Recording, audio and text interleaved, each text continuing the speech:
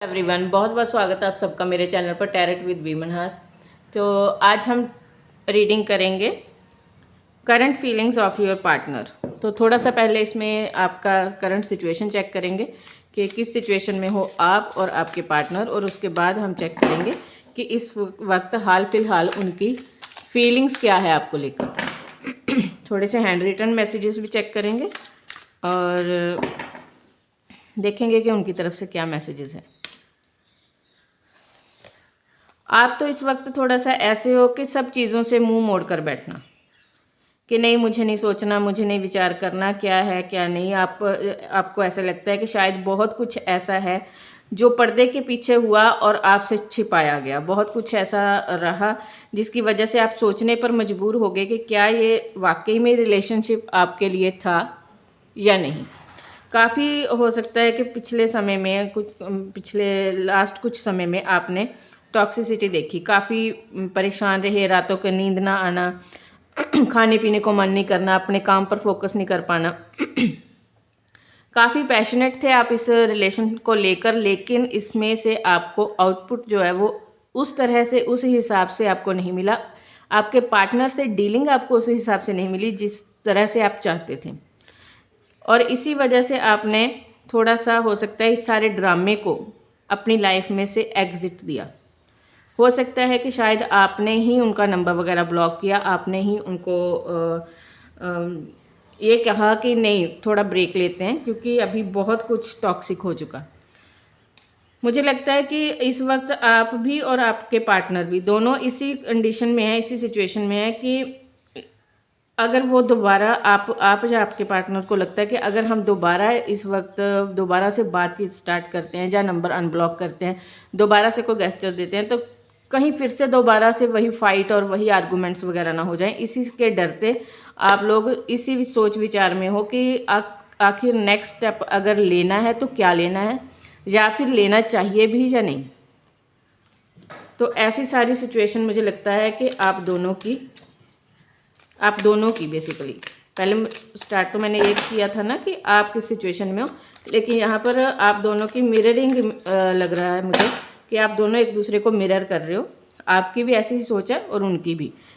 तो देखते हैं कि इस वक्त आपके पार्टनर की फीलिंग्स क्या है। ये तो सोच की बात थी ना, कि सोच है प्रैक्टिकली कि हाँ ऐसे करेंगे तो लाइफ ऐसे चलेगी, ऐसे करेंगे तो ऐसे होगा, लेकिन फीलिंग क्या है, दिल में क्या चल रहा है, दिल में सोच विचार क्या है, क्या चाहते हो, आपके पार्टनर क्या चाहते हैं आपसे और आप क्या चाहते हो। वाह, दिमाग और दिल बिल्कुल डिफरेंट है भाई। बहुत एस ऑफ वॉन्ड और हाई प्रिस्टेस दोनों का आया। बहुत सोच विचार, चीज़ों को ऑब्जर्व करने की कोशिश, बार बार आपकी कही बातों को सोचना, याद करना, ये सब उनके साथ चल रहा होगा। बार बार उनमें से रीज़न ढूंढना कि हाँ आपने ये कहा तो क्यों कहा होगा, ये कहा तो वो क्यों कहा होगा, ऐसे क्यों हुआ होगा। इन सारी चीज़ों पर इस वक्त मुझे लगता है कि उनका काफ़ी दिल दिमाग में उनके विचार चल रहे हैं। हो सकता है कल रात भी उन्होंने आपको सोशल मीडिया पर भी काफ़ी स्पाई करने की कोशिश की हो, काफ़ी ज़्यादा आपको देखने की कोशिश की हो कि आपकी लाइफ में इस वक्त क्या चल रहा है। क्योंकि अब अगर आप नो कॉन्टैक्ट सिचुएशन में हो तो हो सकता है कि किसी थर्ड पर्सन के ज़रिए उन्होंने कोशिश की हो उनसे बात करने की कि एटलीस्ट क्या चल रहा है आप दोनों के, आपकी लाइफ में क्या चल रहा है। चाहते हैं दोबारा से रीस्टार्ट करना। उनके दिल में फीलिंग तो एक्चुअल यही है कि वो चाहते हैं कि दोबारा से रीस्टार्ट किया जाए, दोबारा से बात हो, लेकिन दोबारा से आपको ऑफ़र करें, पेज ऑफ कप, दोबारा से आपको ऑफ़र करें, दोबारा से आपसे बात करें, इस कनेक्शन में एक दोबारा से मिठास लेके आएँ, दोबारा से आपके साथ एक कांटेक्ट करने की सोच में थे रात। वो चाहते थे कि आपके साथ बात की जाए, लेकिन ये सब कैसे किया जाए उस चीज़ को लेकर थोड़े से परेशान हैं।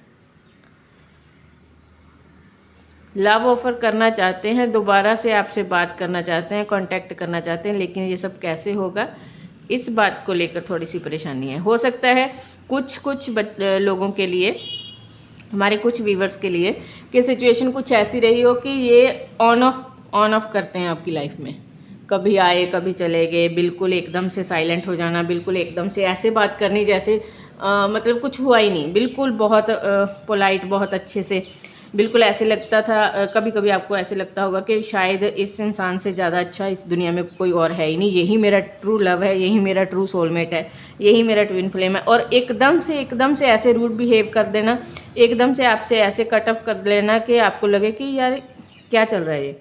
लेकिन अब वो चाहते हैं कि शायद उनके दिल में इच्छा है कि वो आपको अपनी फैमिली का एक हिस्सा बनाएं, क्योंकि इस सब के दौरान जो भी चाहे आपके बीच में सेपरेशन था तब, या फिर जब आप लोगों की बातचीत होती भी थी तब, उन्होंने जितना भी आपको ऑब्ज़र्व किया उस हिसाब से उनको ये लगता है कि आप एक फैमिली पर्सन हो, एक मैरिज मटेरियल पर्सन की तरह से आपको देखते हैं। चाहे आप नो कांटेक्ट में हो, चाहे जो भी, लेकिन जब भी कभी एक पर ऐसे पर्सन की बात करते हैं जहाँ उनको शादी करनी है, उनको फैमिली बसानी है, घर बसाना है, तो सबसे पहले नाम आप ही का याद आता है उनको, आप ही के बारे में सोचते हैं। लेकिन आपको ये लगता था कि शायद इस इंसान को कमिटमेंट इशू है।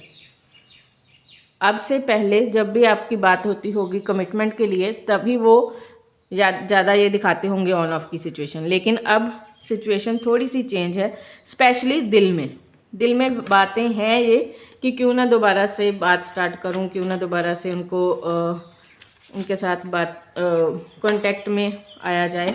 और अगर दोबारा कांटेक्ट में आते हैं अब, तो मुझे लगता है फिर ऑफ कोर्स आपको ऑफ़र करेंगे इस बार अगर वो आए। तो चेक करते हैं थोड़े से हैंड रिटन मैसेजेस कि उनके क्या मैसेज है, और फिर नेम एंड इनिशियल्स भी देखते हैं।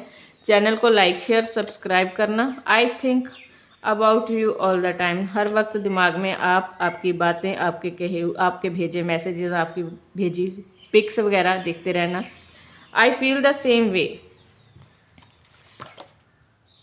आई do not care what people think. अब आकर चल रहा है I love your smile, you are my angel, I would do anything for you.